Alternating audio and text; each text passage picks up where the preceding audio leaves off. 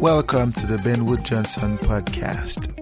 You can visit Dr. Johnson's blog at benwoodpost.com. Dr. Johnson's works can be found at drbenwoodjohnson.com. You can also support Dr. Johnson on Patreon, the link to which is in the description.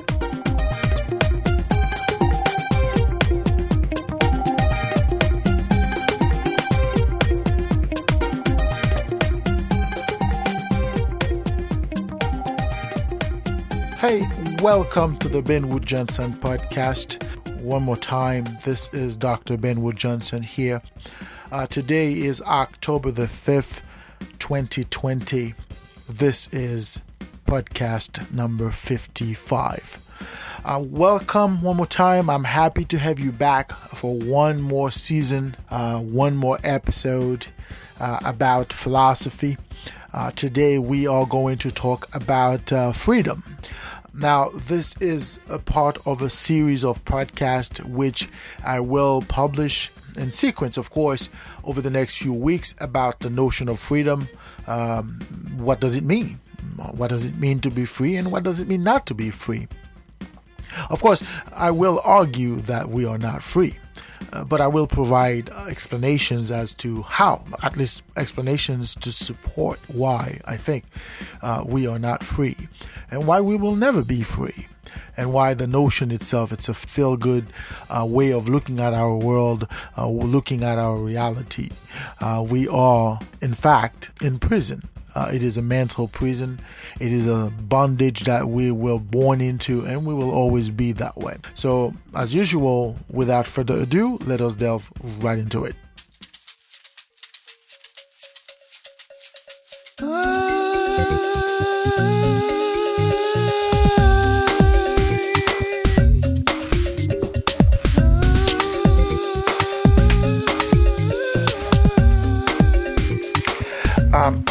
What is freedom? Better yet, do you consider yourself free? Are you a free entity? Are you free to exist to the extent that you want to exist? Are you free to be a certain way to the extent that others might want you to be a certain way? Do you have the freedom to be however, whenever you might want to be? Now, these are fundamental questions which I could not answer objectively. The reason I am saying that I could not answer those questions objectively, it is because there is not a universal way of looking at how a person thinks or should think at a certain point in time. Therefore, it is almost impossible, or virtually impossible, to talk on behalf of others. I could talk about myself to the extent that I understand myself. I could talk about the way I understand myself. I could certainly make inferences about what I think about myself, what I know, or perhaps believe myself to be. Which does not necessarily mean that whatever I say about myself is exactly or is in fact what myself is at a particular moment in time. Rather, it is a snapshot of what I think of myself at a particular moment in time. But let's go back to our original questions, or perhaps the most important of it all. What is freedom? When you say that so-and-so is free, what do you mean? Or what do they mean when they say that so-and-so is free? Is there a way we could understand freedom to the extent that we could sort of assign a certain tangibility to the concept, where we could say, not necessarily in the abstract, but in the real, in a tangible sense, freedom is this, that, or that? Well, the answer is perhaps not. But before we get into at least my understanding of what freedom is, let me say a couple of things. First of all, I have just released a book about freedom. It's called Discourse on Human Freedom. It is available on Amazon, Barnes & Noble, and whatnot. This book sort of talks about fallacies, misunderstandings, erroneous assumptions that we hold about freedom. It delves into the concept as to what is freedom to the extent that we could perceive freedom to be a certain way. It gives practical examples as to why freedom is almost impossible in a world of constraint, because we live in a world of constraint. Everything that we are is based on a constraint and restrictions. So freedom is almost impossible to exist in that context. So the book sort of goes in detail as to what freedom is. I strongly recommend that you pick up a copy if you want to learn more about my understanding of freedom. Now, keep in mind that the book itself is mostly philosophical. Of course, the term freedom itself it's an abstract concept which could only be understood from a philosophical lens. But the book itself, sort of delves into that philosophical realm where it talks about freedom in terms of, how, I perceive it to be, or perhaps how it should be perceived, considering the realities we live in societies. But the book talks about freedom in terms of its implications in society, and it mentions the recent debacles about the COVID-19. People are being told how to be, when to be, and to the extent that they might not have wanted to be that way, to the extent that the collective has a certain power over the individual when it comes to freedom. All of that I talk about in the book. If you feel like you'd like to learn more about freedom, grab a copy of this book. It delves in detail some of these notions. It also gives you some examples as far as immigrations, because sometimes people are constrained in a society, in a social environment, because of their immigration status and whatnot, and that also impedes their understanding of their freedom at a certain time, at a certain point in time. Anyway, so that's out of the way. Now, what is freedom? Now, let's look at some definitions that are somewhat common. Definitions that most people would sort of refer to when they're talking about freedom. Whenever we're talking about freedom, the understanding is that freedom is a state of not being enslaved. If you're not in prison, you are free. Okay. It's the understanding that freedom is the power to be, the power to act, the power to think, the power to speak, the power to be a certain way without any restraint or constraint or without any hindrance. And that understanding is based on the assumptions that there could be no restraint, there could be no control, there could be no hindrance. And when that is in fact the case, then you are free. Now, I think this is a fallacy to the extent that you could not talk about freedom from the perspective of a person who is part of a collective entity, which is society. You could look at freedom from two angles. That is, we could examine the concept from two angles. We could examine the concept from a natural standpoint, and we could examine it from a societal standpoint. But in either case, you cannot be free. There is no freedom to be had. So, let's talk about freedom from a natural standpoint. What is freedom in nature? Are you free to the extent that you are not wired with the natural? To what degree can you be outside of your nature or outside of the natural itself? Could you wake up one day and, well, first of all, could you wake up just because you wanted to wake up, or could you not wake up because you sort of didn't want to wake up? Are there things in you as a person that you could at any moment decide to forego? For example, could you forego to eat? Could you forego to sleep? Could you forego to walk? Could you forego to talk? Could you forego to open your eyes? Could you forego to sort of listen? Could you forego to stop thinking? Are there things about you as a person in your nature that you could decide, I am not going to do, and you have the power, the free will to sort of say, I am not going to do this? Now, if the answer is yes, that means you don't understand what freedom is, at least from a natural standpoint. You see, in nature, every entity is supposed to be a certain way. And that supposition, or that obligation, to put it this way, is natural to the extent that the being has absolutely no say whatsoever as to why he is, when he is, or how he is. So to that extent, the being could not claim any freedom because his nature is constrained within the boundaries of what his nature would allow him to do, to be, or to exist, or to the extent that his nature would allow him to exist. For example, you could not forego your natural need to feed yourself. It is not a personal decision to say, I am going to eat or I am not going to eat.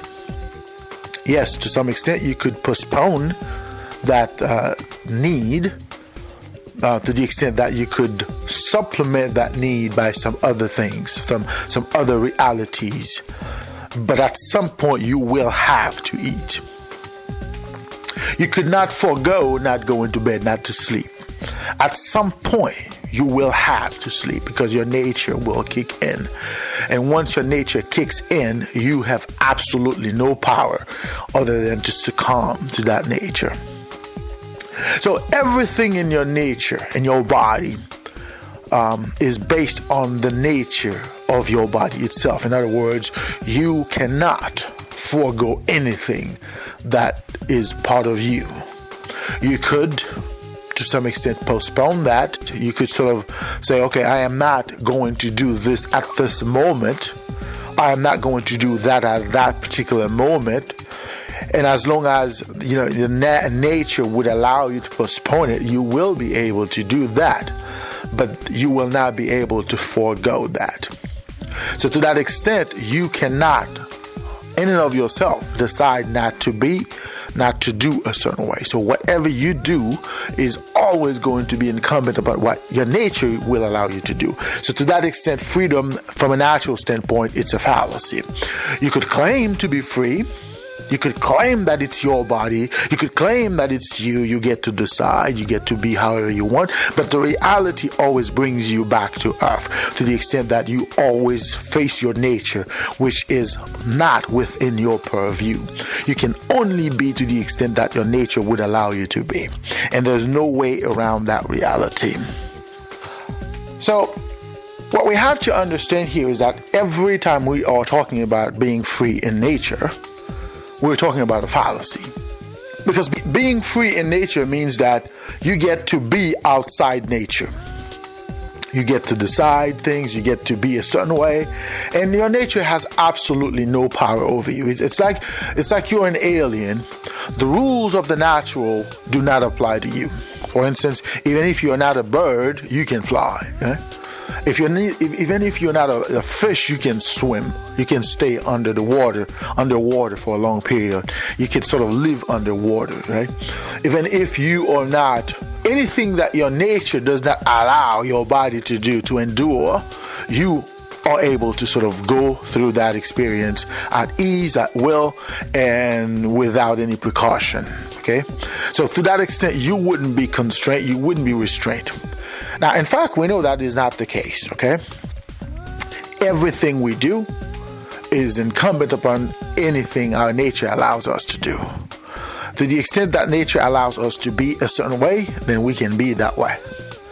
And if our nature does not allow us to be that way, we could not be that way. And that is the reality of our beingness in the natural. We could only be to the extent that our nature would allow us to be. So from that perspective, you cannot be free. You are not free in nature. Of course, we're going to come back to this idea a little later because we're going to talk further about freedom in terms of, the philosophical underpinnings of the concept. But for today, let us leave it at that. To that extent, you are not free from your natural standpoint. From a natural standpoint, you are not free. The other aspect about freedom is the concept of freedom in society, and is when you look at freedom from a societal standpoint. We're going to talk in detail about this concept, but for now, let us look at freedom from this lens. What is freedom in society? Now, first of all, we have to understand what society is. Okay, society is an entity whereby two or more entities exist together. And because you have two or more entities that exist together, there's a conflict between what the entity itself wants or needs, or in what the collective wants or needs. The balance between what the entity wants or needs and what the collective wants or needs could be understood as freedom or the lack thereof. For instance, I was born out of a family of two. We've talked about that. You could refer back to my other podcast where I talk about individual and the collective. So if you want to understand what I'm saying here a little more in depth, but the idea here is that every individual is only an individual to the extent that he is part of a collective. So his individual identity is based on his collective identity. You could not be an entity in and of itself so long as you come from a collective. In this case, I'm talking about a collective of two, a collective of mom and dad. So, in either way, you have to be a part of something. So to that extent, your individuality is relative to the collective in which you come from, in which you evolve at a certain point in time.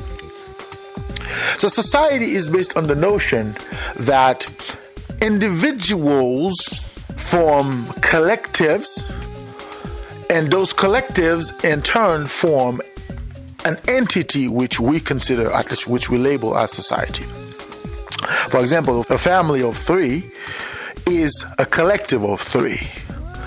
But one family with another family and another family constitute a society, because you have a collection of families in which, there are certain mode or modalities of existence within that society.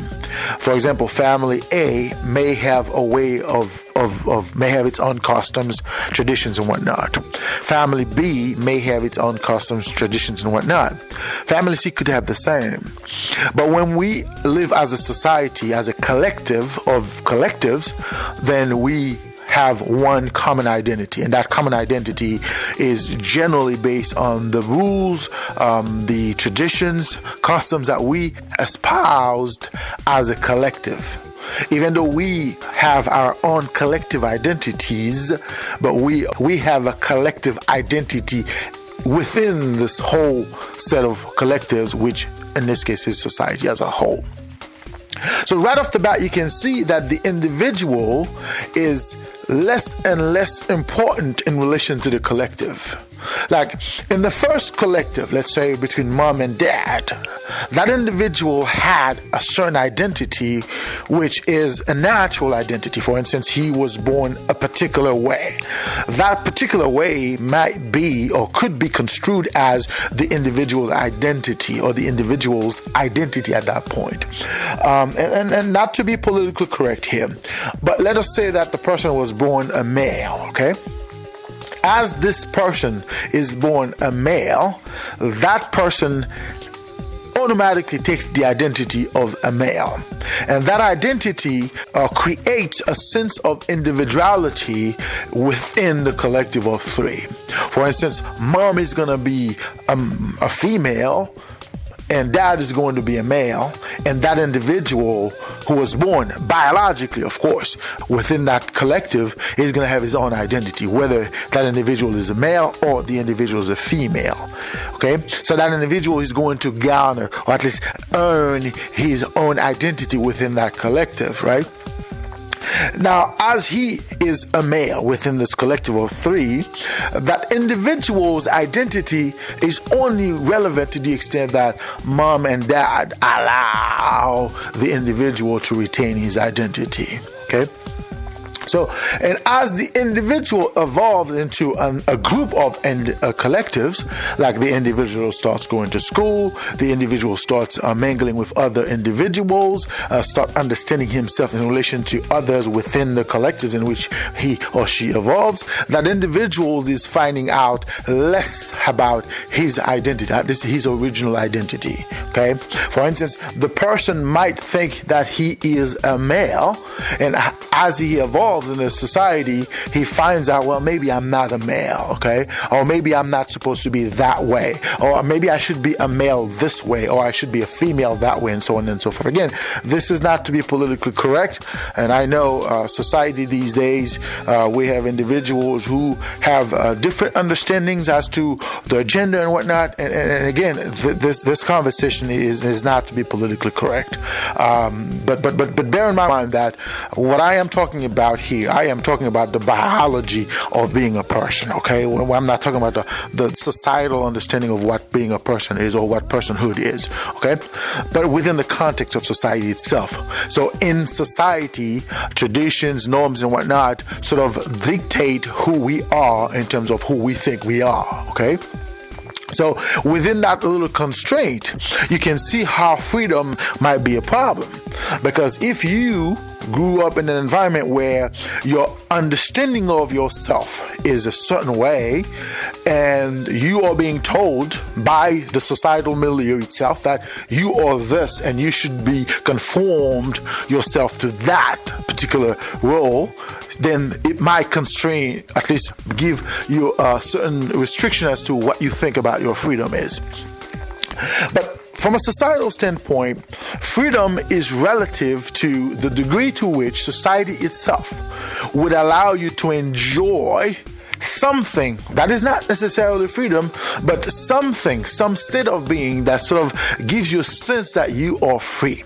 Well, the problem is that this is seldom the case, because society, at least the collective milieu we call our society, usually has its own understanding as to what things are, where things should be, or who people are, who people should be.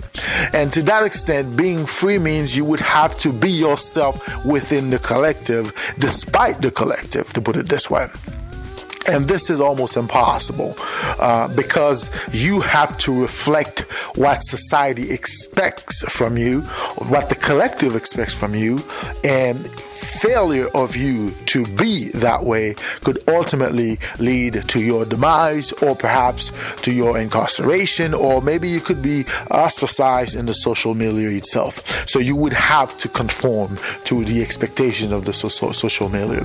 So to that extent, whenever we're talking about freedom, we have to take into account those constraints that are inherent within those environments. Whether you were born a particular way, and that is, we're looking at freedom from a natural standpoint, there are natural constraints that are sort of determine how you are going to be, and you could not do away with them. You could not forego those natural constraints. All the same, within the context of society, there are some societal norms, pre-established norms, in which you had absolutely no say as to how they came about. You had absolutely no say as to why they exist, and should they continue to exist. Yet you are expected to abide by those norms, and failure of you to do so could lead to could have consequences which you might not have foreseen had you not pay attention to the environment in which you evolved.